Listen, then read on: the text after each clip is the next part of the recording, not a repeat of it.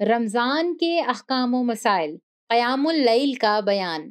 رسول اللہ صلی اللہ علیہ وآلہ وسلم نے فرمایا، جس شخص نے ایمان کے ساتھ خالص اللہ تعالیٰ کی رضا کے لیے رمضان میں قیام کیا تو اس کے گزشتہ سارے گناہ معاف کر دیے جاتے ہیں۔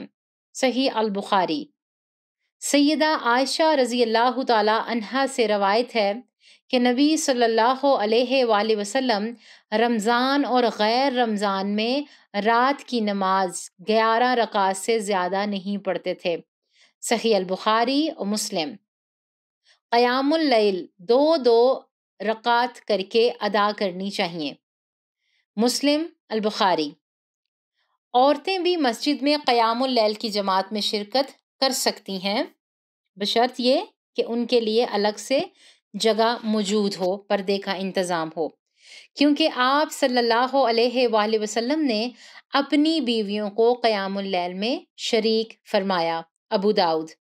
جزاک اللہ خیرا کثیر۔ السلام علیکم ورحمۃ اللہ۔